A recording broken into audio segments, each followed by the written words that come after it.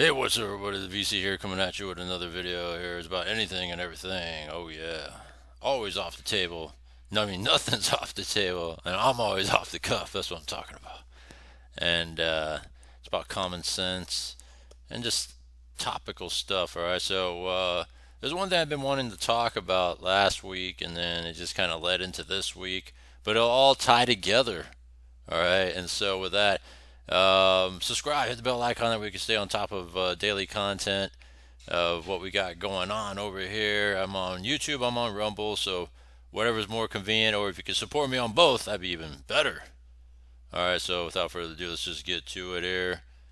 All right, so as we all know, they had these sanctuary city mayor hearings on really to tell them in their face that what they are doing is violating federal laws, and they don't even realize it, but they still stand by what they are doing.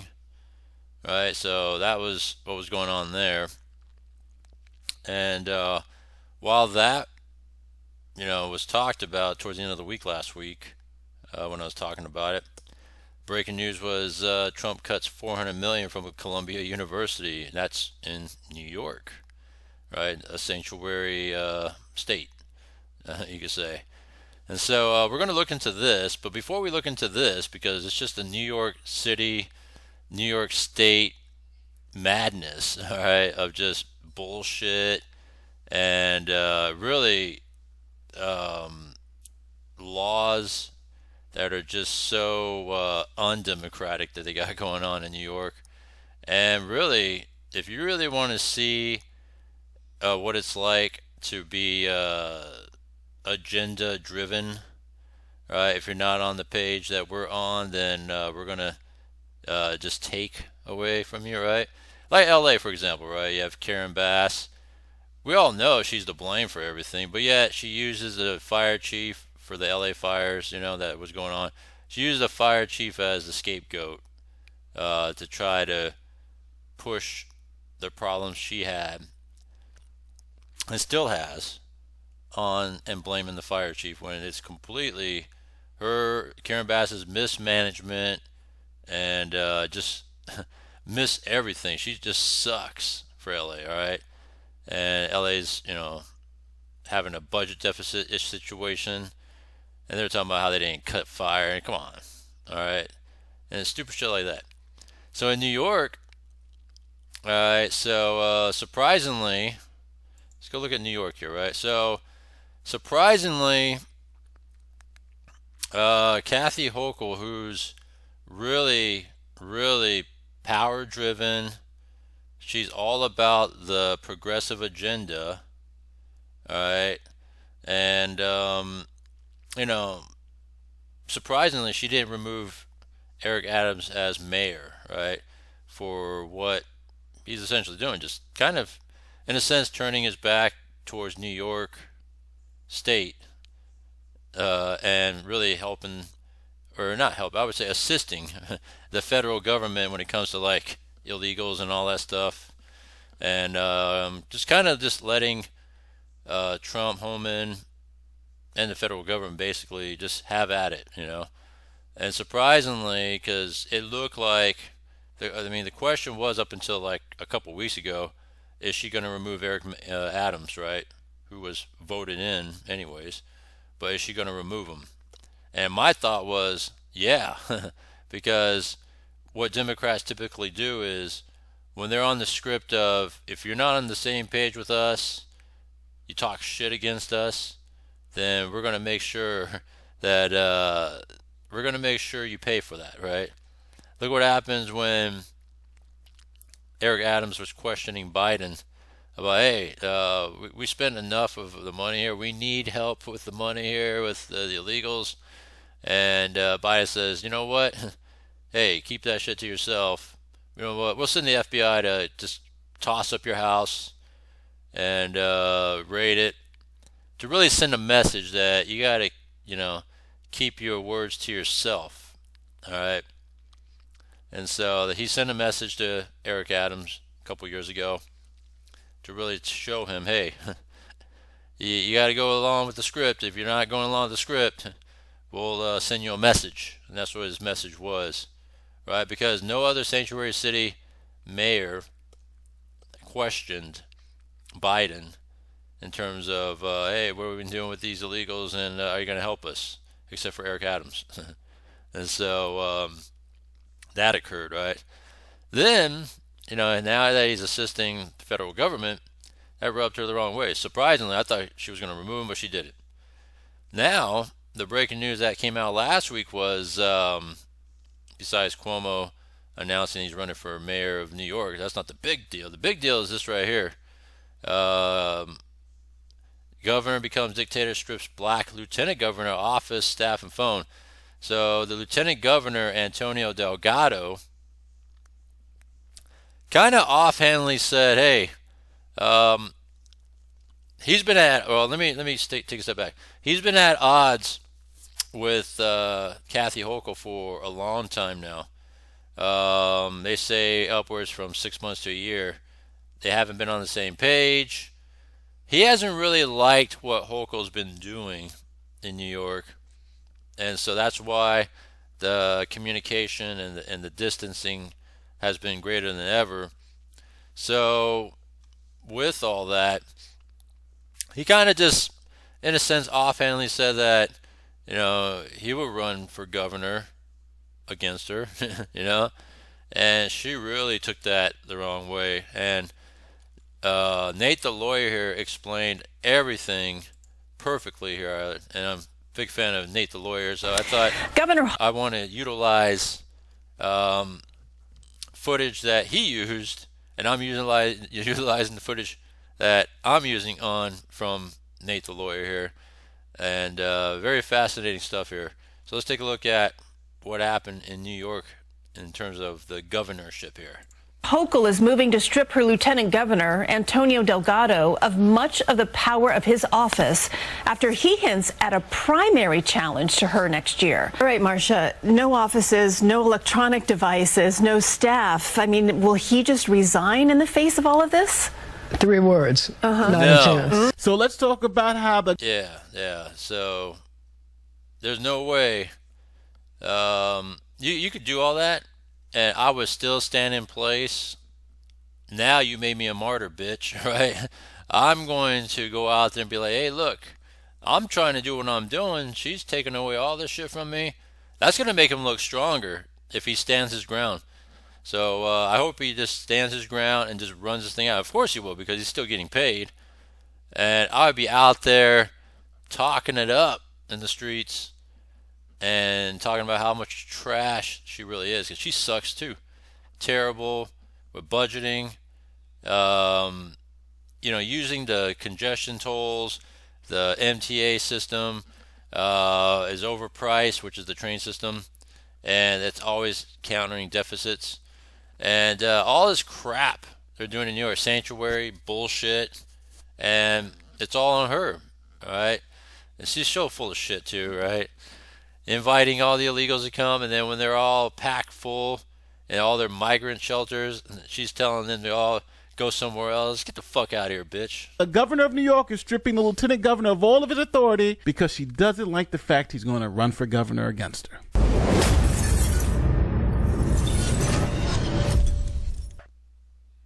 Okay, so let me start at the beginning. This is Governor Kathy Hochul, the governor of the great state of New York. And she became governor in 2021 when Andrew Cuomo had to resign after his Me Too issues. This morning, Andrew Cuomo, New York's politically pugnacious governor, calling it quits after an investigation by the state attorney general documented multiple sexual harassment allegations made by 11 women. Now, in 2022, Kathy Hochul ran for her own term as governor, but she needed a lieutenant governor to run on her ticket. So she chose Antonio Delgado.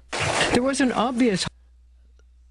It was during the time in the early 2020s, it's obvious that what Democrat candidates would do when they're running for election was to obviously pick person of color,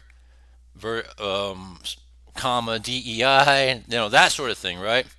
I'm not trying to take away from what Delgado may have accomplished, but that's what they would do, is they would try to go off the basis of that, because that's just what was, the situation was happening at the time, and it made them supposedly look good when they do that sort of thing.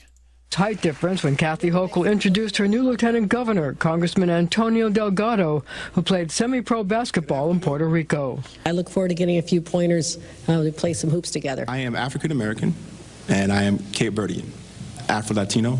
My wife is black and Jewish. Our children we're raising Jewish. And so, all these different entry points connect to me and just really help me to figure out how to go in and out of communities. No, I'm not a pretty boy, not from the city, but I still make city noise. He also had a short-lived career as a rapper known as A.D. The Voice. When he ran for Congress in 2018, Republicans tried to brand him as a big city rapper. A former Rhodes Scholar, Colgate and Harvard Law graduate, Delgado's family is ethnically mixed. Now, with the backing of Governor Kathy Hochul, Delgado was able to defeat 2 other Democrats in the election to become lieutenant governor. Now to the Democratic race for lieutenant governor here on primary night in New York. As Marsha Kramer reported earlier, Associated Press is projecting Antonio Delgado as the winner. You can see it right there. 52% of the precincts are in, and he has a commanding lead over his opponents there, garnering 61% of the vote. Now, Delgado was a moderate conservative Democrat who really didn't get in line with the woke agenda. Criticism of the Democratic Party by some Republicans and others within the party itself that the party went too woke. I guess that's the word they use now to describe that, and it can be used now for different connotations. I think you're aware of that. And now you see DEI being stripped back by the Republican Party as well. My question is the party at almost in jeopardy of moving too far away from representing those that don't have that voice in trying to make this change to speak to a wider demographic? As someone who at one time represented a rural community, a 90% white rural community a district that Trump won by 7 points, I could speak about the ways in which when you are a private investor model and you look for densely populated areas to get your return on investment in things, well, who are you going to overlook? Rural, poor white, working class communities that are still struggling to have broadband access in the 21st century, that are still struggling to have cell service in the 21st century, that are dealing with closures of hospitals because of hospital consolidation, or our small family-owned farms who are dealing with the big ag and the monopolies that go on there. This is the issue. We have stopped figuring out how to connect people's loss of economic security, be they white, be they black, be they brown, whatever their background is. We have stopped talking about it in a way that connects their pain in a meaningful way, and then implementing policies that ultimately speak to that pain and solve for it. Now, the governor and her lieutenant governor definitely not woke at all. So, it's common sense, right? Everything he's speaking about is common sense. He's definitely more moderate than your typical progressive Democrat. Started butting heads pretty early. For instance, surprisingly, he's not a Republican, but maybe he's a Democrat because it's such a strong area of Democrat influence that he's towards the middle, if anything. But he's probably Republican down under, you know what I'm saying? Like undercover, I mean. Delgado said that Joe Biden needed to step down. He was too old to run, and he called on Joe Biden to not run for president again. Where Kathy Hochul said she wanted him to run for president again, and she supported Joe Biden, and that all Democrats needed to get behind Joe Biden. Lieutenant Governor Antonio Delgado is breaking with Governor Kathy Hochul in asking Joe Biden to drop out of the presidential race. Delgado posted on social media a lengthy statement touting Biden's accomplishments during his first term. The Post also says the 81-year-old deserves the country's eternal gratitude for beating Donald Trump in 2020.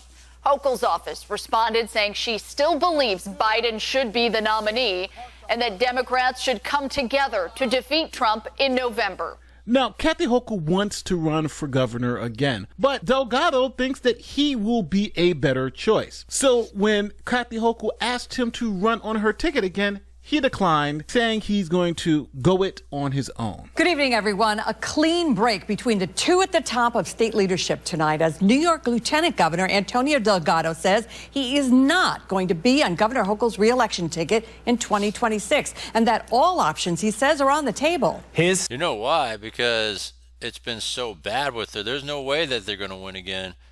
And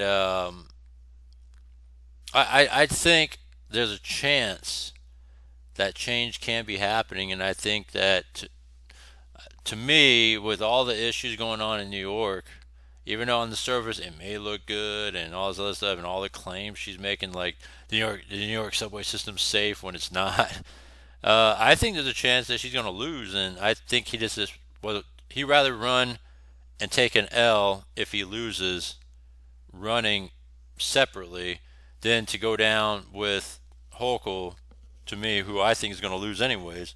He has a chance to even beat her, and I'd rather have the votes to beat her than to lose with her. You get what I'm saying? And even if I'm in a losing effort, I can still say I still beat her. You know what I'm saying? So, but just on the basis that he's already in office, he has a chance to beat her and other candidates, just based on what he has done and what he's saying, right? So I know that action speaks louder than words, but we'll see, right? Statement bringing a fiery response from the governor's communications director, and tonight we're getting reaction from lawmakers too. Here's more. Quote, today, Antonio Delgado finally said out loud what has been obvious for quite some time. He's simply not interested in doing the job of lieutenant governor of the state of New York. Governor Kathy Hochul's team firing back after Antonio Delgado declares his independence from her ticket, something Assembly Democrat John McDonald says he's seen coming the last 6 months to a year, and that there's been a clear divide between Hochul and Delgado, and now that it's a deeper one, he says it's sad. Now, there was an issue. Delgado was still the elected lieutenant governor, and there was nothing that Kathy Hochul could do about that unless he resigned. So Kathy Hochul did the next best thing: strip him of all his authority and attempt to take all his legal power. Well, how democratic, Governor Hochul is moving to strip her lieutenant governor, Antonio Delgado, of much of the power of his office after he hints at a primary challenge to her next year. Now Hochul wants him out of her sight. She banished him from his office on the same floor as hers in the Capitol in Albany, took away his offices in New York City and the Hudson Valley, confiscated his state-issued electronic devices, and is reassigning much of his staff, all because he hinted at challenging her for re-election. In recent days, he's made no bones about the fact that he and Hochul don't see eye to eye. This is what he said during an interview recently with CBS 6 in Albany. For me, it's very, very important for New Yorkers to know that I am their voice, that I want to be their voice, and that is the only thing that I am beholden to. I think this is her way of saying, look, this is my fiefdom, I'm in charge, you were my pick, you were my lieutenant governor, I made you. All right, Marcia, no offices, no electronic devices, no staff. I mean, will he just resign in the face of all of this? No. 3 words, not a chance. Look, he sent me a statement saying I think that what she was trying to do is to make him look so bad and strip of everything of that he has, that it would, make many people resign, but I wouldn't. Shit. I'd be, like I said, I'd be on the streets talking it up, and media talking it up, be like, hey, look what she's done, all because she's scared. That's what it is. She's scared. And so that's what's happening there. And it's so, so much like a dictatorship right there, right? Trying to nearly take away Eric Adams, and then now stripping away. Well, actually, she did take away some of Eric Adams' authority in some areas of decision making. That she took that away from Eric Adams just for the things he's done. So that's something to really look at there. All right, so just thought that I mentioned that, he is deeply, deeply committed to being the voice of people in New York and representing people in New York State. Remember, she can't force him out. He was elected by the people. Yes. So he can continue to collect, get this, his $220,000 salary until the end of the term. And there's nothing she can do. By the way, it makes him the highest paid lieutenant governor in the entire country. So in this story, you literally have a white woman firing a black man, and no one is making this into a race issue because it's Democratic Governor Kathy Hochul. But yeah, isn't that funny that that she's doing this to a black person, but yet if a Republican would do that to a black person, oh man, everybody would be up in arms and everything. Oh, he did this, he did that. But it's because she's a Democrat, like Nate the lawyer is saying. All of a sudden, it's quiet, right? Crickets. Nothing from Al Sharpton, nothing from any sort of progressive black bullshit. It's crazy how it looks how it looks, but yet not a peep from any racially people that uses race as the cause of things.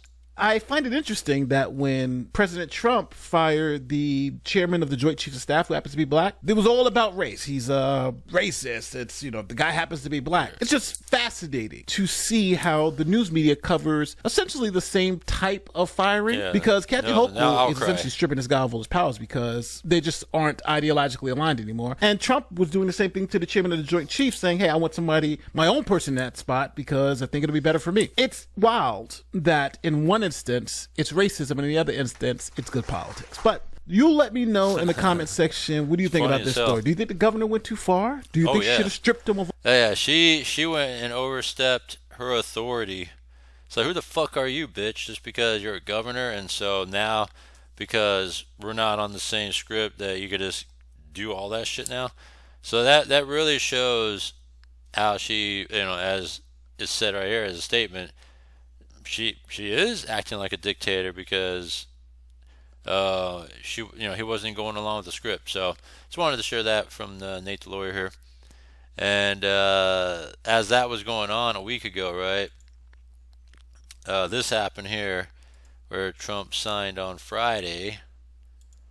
On Friday, the Trump administration canceled $400 million of federal funding to Columbia University over its inaction to combat rampant anti-Semitism and deservingly so, because Democrats would use this as a guise of free speech, but it was so anti-Semitic, as they were saying there. And it got dangerous at times, and all it did was just cause chaos on that university and an environment that wasn't safe, and cause this sort of racial tension, if you really look at it as well, all because of this Hamas ceasefire and Hamas this and bullshit, and they're really rooting for terrorism. I mean, and they didn't put a stop to it, It really took a lot of time, and then finally they stepped in before, to finally squash everything before they caused all this chaos here at Columbia University and many other universities across the United States. But this was one of the major ones here. Campus. Well, I'm joined by Columbia Assistant Professor Shai Davidai, who has become the face of the pro-Israel movement on campus. Shai, what do you think about this move from President Trump? Good move. Well, I have to say, it's regardless of what you think of the president, you agree with the president, you disagree with the president made promises. The president made certain attempts to let the universities know that this will come if they won't step up their game. They refused to step up their game, and now the president is following up on his promises and giving them the consequences. That's what it's like being in a democracy. So here's the question. I think for a lot of folks who see this from the outside, they just kind of see bits and pieces, and they say, what's the big deal? It's a protest. Protest is allowed. Why are you guys making such a big deal out of this? Can you maybe walk, the average folk through, is there actually anti-Semitism on your campus? What does it actually look like in person? If you're only tuning in now, that's totally fine. It's better late than never. And I'll tell you this, over the past week, forget the past year and a half, over the past week, we've had 2 violent takeovers of buildings at Columbia University. One in last week, and then when the students didn't get what they want, again, 2 days ago. Those events were 6-hour takeovers of buildings where the university refused to do anything about them. They were all wrapped in keffiyehs and masks, so they couldn't even identify them and give consequences to the students that just barged into the buildings and refused to come out with their drums. But worse of all of that, they were giving out printed propaganda of Hamas, a U.S. designated terrorist organization. Yeah. Basically has its arm, its propaganda arm, inside the university. The university has known about this for a year and a half. And pretty much universities across the United States, they're all like that. It's an indoctrination camp of liberalism and progressive bullshit. And if you really don't know any better until you're actually in those campuses, and how things, they make it sound like, oh, you're speaking your voice and all this other crap, but really the way they teach things, the way they go about things in the environment, these college campus environments, it invites anti-Semitism and racism and all that stuff without you really knowing it, right? You just think it's the right thing, but it's really not the right thing. You just have to just really be in it and really see for yourself. It's been getting so many messages from federal and state government, you have to do something about it. For some reason, they refuse to do it. And so the government did the only reasonable thing. You don't act in the American way, you don't get American taxpayers' money. Now, there's a lot more taxes that they're getting, and I hope the university now realizes that it's $3.5 billion a year that they're getting is at risk. Yeah, that's what I've been reading a lot of these reports, is that this might just be the beginning. But quick question, Shai, are you still barred from campus? I am personally barred from campus. Crazy. What kind of shit is since that? October 15th, 2024. I don't know if I told you this. I'm still employed, so I needed books for my office for my work. I asked to come in. They wouldn't let me go into my office to get my books. I asked, can my wife come in and get my books? And they wouldn't even let my wife get into the office to get my own books and my own personal items. So I think for a lot of folks who look at Ivy League schools like, you know, these ivory towers where there's this total disconnect from reality, why is the administration so scared of doing something about people openly supporting Hamas, Yahya Sinwar, and these people that committed an absolute massacre? Why is that? Because the Democrats will come out and say, oh, you're a bigot, you're racist, right? If you don't, let it be like what they were trying to do there. They will come out and come after you in their own sort of riot and be like, yeah, you're a bigot, you're a racist. So, for lack of better words, not kosher for the administration. I have to, unfortunately, wake a lot of people up to how these universities are run. Columbia University is a $14 billion endowed organization. And it's run by a bureaucrat. It's run by mid-level managers, people that are really, really good at what they are supposed to do. But I guess they always say, if you want to know, you follow the money. So if there's funding efforts to really maybe put in for a cause or for certain beliefs, maybe that's part of it too. Running these organizations is not what they are trained to do. What I've been telling people have been asking me, where is the leadership? And I tell them, there is no leadership at Columbia because we do not have leaders. We have managers that were really, really good at managing their 5-person or 10-person team. Now that they are in charge of 40,000 students, thousands of professors, and 14 billion non-taxed endowment, they just don't know what to do. They are in over their head. Okay, well, Shai, let me ask you this last question. For folks who see this and they think to themselves, what am I going to do with this information? How can I help? And I think for a lot of folks, there seems to be this explosion of anti-Semitism from Australia to the UK to your school. And the average Joe is just sitting there being like, what do I do with this? So if my friend here is watching and they know this is wrong. They know that anti-Semitism is not okay. What can my friend here actually do? Thank you for this question, because it's an extremely important point to make. There's a statement that people say in the Middle East. First they come for the Saturday crowd, then they come for the Sunday crowd. Meaning first they come for the Jews, then they come for the Christians. This is not about anti-Semitism. This is not about Israel. This is about the United States of America. If you listen to the protesters on Columbia's campus, in downtown New York City, LA, San Francisco, Toronto, wherever you are, they are not just saying death to Israel. They are saying burn it all down. Down with American imperialism. Down with the USA. So I appreciate every person's allyship, and I stand with my allies, but people have to remember they're not coming for me. They're coming for us. And we have to bring back common sense, moderate strength to America. And I don't care if you're a liberal, a conservative, a Democrat, a Republican. Those are labels. First and foremost, you are an American. You are a Western value individual who believes in these things, basic things of humanity. And you just have to stand up and speak up. We cannot let extremists from the extreme left or the extreme right take control of the narrative. It's up to us, moderate. I'm a parent. You're a parent. I'm a son to amazing parents myself. I have an amazing wife.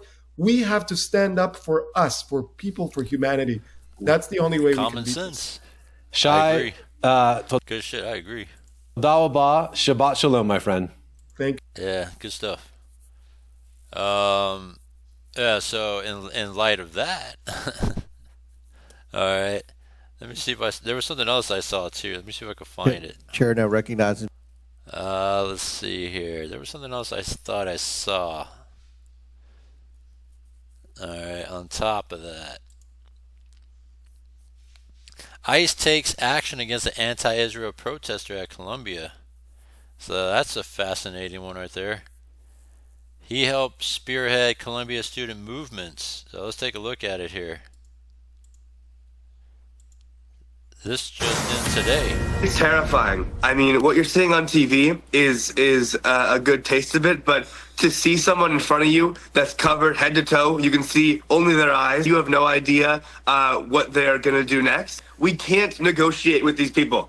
We cannot take a middle approach. There must be a hardline approach. If you violate the rules laid out in the Student Code of Conduct, you shall face the consequences. Look at all this bullshit. Anti-Semitic chaos at Columbia University, prompting the White House to take action. ICE agents arresting protest leader Mahmoud Halil. His attorney says the administration is moving to cancel his green card. Good. Maya Sulkin is a Columbia graduate. She is a reporter and assistant editor for the Free Press, and so good to see you in person. His attorney says ICE's arrest and detention of Mahmoud follows the U.S. government's open repression of student activism and political speech, specifically targeting students at Columbia for criticism of Israel's assault on Gaza. Now, that's his attorney. How do you see it? Thank you so much for having me. Listen, this is someone who has been the engine behind so much of the violence that we have seen on campus since October 7th. And so no one is telling Khalil and students like him that they cannot peacefully protest or even say things that we disagree with, but what is happening is violence, it is harassment, it is trespassing, it is causing thousands of dollars in property damage and sending public safety officers to the hospital. So we are not talking about free speech anymore, we are talking about crimes. You graduated from Columbia? And the thing about it too is that that's what they always incite. They always claim to be, you know, no violent and non-violent and all this stuff, but they always, almost every time, it escalates to violence. Every time. Because that's what they are.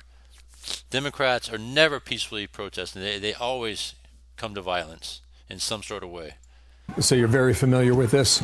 There is the head of the Columbia Jewish Alumni Association said every American citizen should be concerned when students are encouraging terrorist activities on U.S. soil. I agree. Yeah. You should was he encouraging terrorist activity? You can was see it just protesting Israel?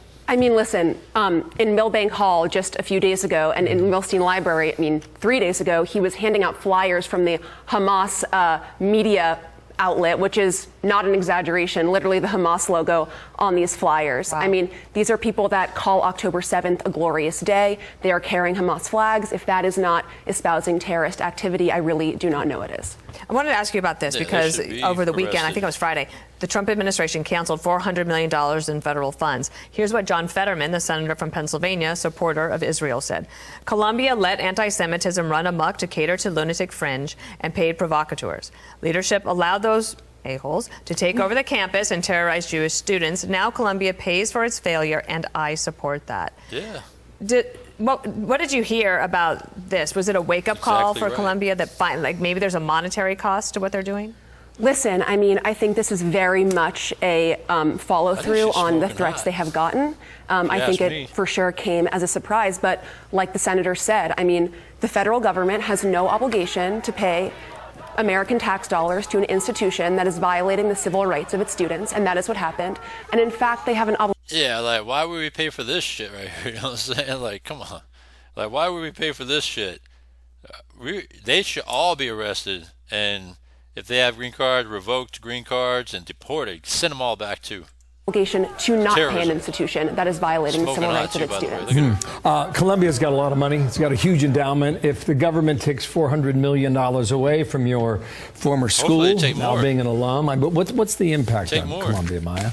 Honestly, this is, one, it's a message, and two, as you said, there's an enormous endowment. They have $5 billion in government funding. And so really this is about professors not being able to conduct the research they're able to conduct. It's about not attracting the top talent because the school will no longer be able to provide the kind of funding, the kind of benefits that universities with federal funding can provide. Smoking hot. Did you always want to go there? I did. Was it like a dream? Yeah. And so what do you think about it now? I have enormous shame, to be completely honest. I mean, shame. Yeah. I mean, I fought really hard for the things that Jewish students are fighting for on campus for 4 years. I really empathize. I know people who have left campus for what they've had to face. And so I see this as a long, long overdue wake-up call for the administration. Well, they've taken action, and we'll see what follows here. Thanks for coming on. Thank you so much for having me. Thank you, Maya. Thank you. New York is just woke anyways, so that's why they tolerated the bullshit. So, yeah, New York's a mess. All right, this is the stuff that they invite. All right, they invite and incite all this terrorism bullshit, illegals, high cost of living, and what they do is they want to raise your taxes, the tolls, and they want to make you pay for it. Screw New York, all right? In that sense, it's garbage, all right? So I thought that was fascinating, just to kind of tie all this New York madness all together. All right, and by the way, look at this bullshit right here. Democrats are being All right, so I wanted to share this part again because look how idiotic Democrats look, man. A bunch of rubes. And was there something else? Yeah, I hope they take more from Columbia, and I hope they take more from universities that participated in this sort of act of terrorism and standing for terrorism in a sense, just because you're talking about a minority of people that are being controlled by a terrorist organization.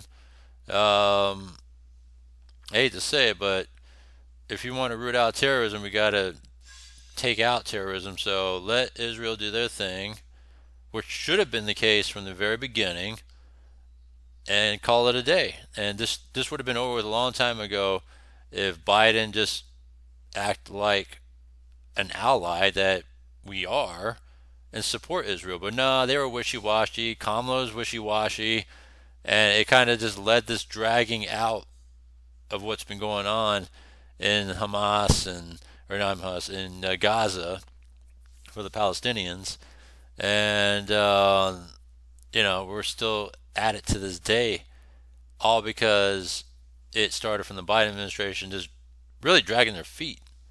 All right, So, and playing wishy-washy games, the poor Palestinians and, ceasefire and all this stuff. And it's like, but you have Hamas running that subsect country, if you want to call it that, state, if you want to call it a state, I guess you could say.